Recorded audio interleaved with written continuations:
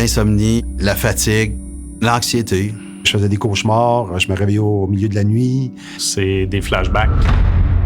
C'est comme une tempête à l'intérieur. Tu files pas bien. On dirait que t'es serré de la poitrine. J'avais l'impression tout le temps de, shaker à l'intérieur. C'était des crises de panique. J'avais tout le temps des engourdissements dans mon visage depuis à peu près 9 mois. Je vomissais presque à tous les soirs, mais mon travail était tellement stressant, c'était tellement intense que je me disais, c'est la job, puis je vais me reposer quand on va finir, tu sais. La consommation, un peu le jeu, mais c'est surtout la consommation qui m'a fait oublier, qui m'aidait un peu aussi à passer au travers de ce que je vivais.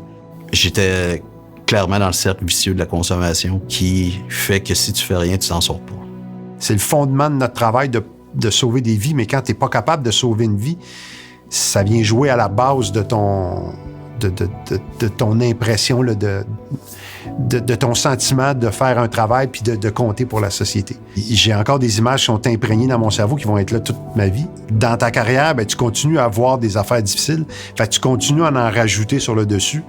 Puis tu t'aperçois qu'à chaque fois que tu vis un autre incident, ta capacité ta résilience, si on veut, diminue à chaque fois. J'ai mis ça dans mon tiroir, puis je me suis dit, bof, j'ai pas besoin de traiter ça, tu sais. Mais j'y pensais même pas que je devais traiter ça. Je me disais, je suis faite plus forte que ça, puis je vais avancer. Puis, 15 ans plus tard, les cauchemars étaient tellement intenses que là, je voulais plus dormir. Fait que j'étais tellement fatiguée, je sursautais à tout, j'étais impatiente, j'étais totalement une autre personne. Je me reconnaissais pas, puis je m'aimais pas. C'était un collègue qui s'était suicidé, puis nous, on le savait pas. On allait sur l'appel pour un arrêt cardiaque, puis finalement, quand on est arrivé, on a réalisé que c'était notre collègue. Fait que c'est normal que ça vienne nous chercher, c'est normal que ça nous rentre dedans, on n'est pas des machines. Mais j'ai senti à ce moment-là toutes mes barrières éclater. T'es en stress, tu le sens pas, parce que t'arrives au travail, tu dois assurer ta sécurité, assurer la sécurité du détenu et la sécurité de tous tes collègues de travail. Alors, il y a toujours une pression carcérale qu'on appelle, nous. Ça part de la porte qui claque derrière toi en tôle, qui fait un... Et c'est un stress à tous les jours que tu portes. Il faut pas que tu perdes de clés. Il faut que tu surveilles tous les téléphones cellulaires, les clés USB, les pics, les choses comme ça. Parce que ta sécurité est en danger et la sécurité de tout citoyen qui travaille avec toi. Lorsque le choc post-traumatique vient en ligne de compte, ce qui vient mêler, c'est que tu deviens en hypervigilance. C'est que tu n'es plus capable de faire la différence entre dehors et en dedans. Comme moi, je mettais mes bottes pour aller au dépanneur au cas que je me ferais battre. Tu vas conduire en auto, tu vas avoir l'impression que derrière, la personne te suit trop près ou tu deviens comme un super-héros, qu'on pourrait dire. Tu penses que tu es au-dessus de tout ça et puis le choc post-traumatique, il frappe.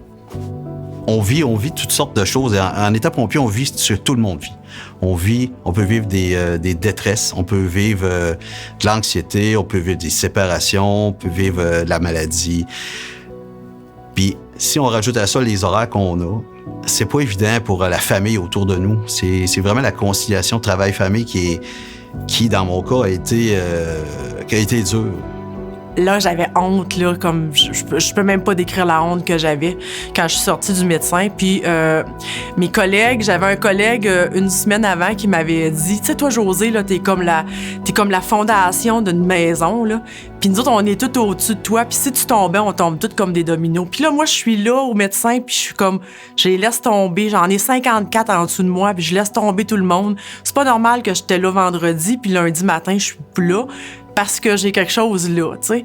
Fait que j'ai pris l'autoroute, puis j'ai décidé de me rentrer d'un mur de ciment, de me casser 2 jambes, de scraper mon camion, pour que demain, à GRC à Montréal, disent Josée Quérin a eu un gros accident, elle est arrêtée 90 jours, et non pas, elle souffre de maladie mentale. Sur le coup, on était sur une émotion violente, mais c'est après que, là, que ça commence à sortir, puis c'est là que ça commence à décanter, où on se demande qu'est-ce qui est arrivé, c'est quoi la raison. Et quand on comprend pas, puis quand il n'y a pas personne qui est là pour nous aider, là, c'est là que ça devient difficile. Moi, si j'ai été choqué ou blessé par ça, je veux pas blesser les gens que j'aime, les gens qui sont alentour de moi. Donc, ça fait qu'on se retrouve souvent tout seul à vivre ça. Et même entre les intervenants d'urgence, celui qui l'a pas vécu a pas la même compréhension que toi.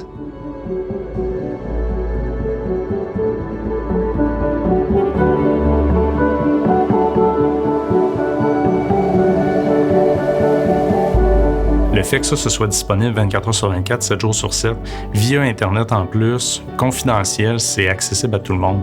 Fait qu'à partir de là, si quelqu'un, en plein milieu de la nuit, a besoin d'aller chercher de l'aide ou qu'il se dit, là, ça fonctionne plus, ben c'est une ressource qui est excellente pour ça, parce qu'elle est là, justement, dans cette optique-là, pour s'adapter à nos heures.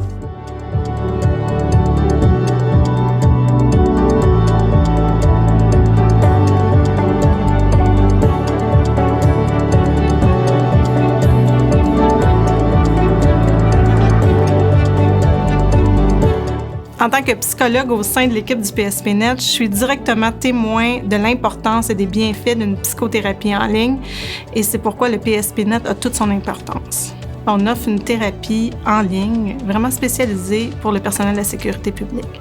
Donc, une démarche qui a été adaptée à partir d'entrevues menées auprès de 125 membres, tant en Saskatchewan qu'au Québec. Et à partir de l'information recueillie, on a pu adapter la démarche selon les besoins mentionnés par les membres. À partir de la préévaluation des participants et des clients qu'ils ont complétés en ligne, on a pu constater qu'il y a souvent la combinaison de 2 problématiques chez cette clientèle. Donc, pour 62% des participants, il y avait la combinaison d'anxiété, de troubles anxieux ou de troubles de stress post-traumatique. C'est un enjeu d'avoir accès à des services spécialisés et c'est aussi un enjeu pour cette population-là d'avoir recours et de demander de l'aide. Nous devons être conscients que les membres du personnel de la sécurité publique ont à faire face à des situations qui sont pour la majorité de la population traumatisantes et c'est une clientèle qui est toujours au devant pour aider, donc qui est au front lors de situations d'urgence et qui, à leur tour, ont à certains moments besoin d'un soutien psychologique et d'un accompagnement. Un membre du PSP qui aurait besoin d'un suivi psychologique peut s'inscrire directement au PSPNet en ligne et avoir accès à l'une de nos 2 démarches, soit la gestion du trouble de stress post-traumatique ou le développement du bien-être du PSP. Chacune de ces 2 démarches est élaborée sur 5 modules et est offerte sur une période de 8 semaines avec une possibilité de prolonger jusqu'à 16 semaines. Les principaux commentaires qu'on a eus de la part du PSP jusqu'à présent qui ont bénéficié de la démarche, c'est l'appréciation du contenu et la flexibilité d'accès au contenu. Cette flexibilité-là leur permet d'avoir accès au contenu à des moments qui leur sont opportuns et tiennent compte de leur horaire de travail.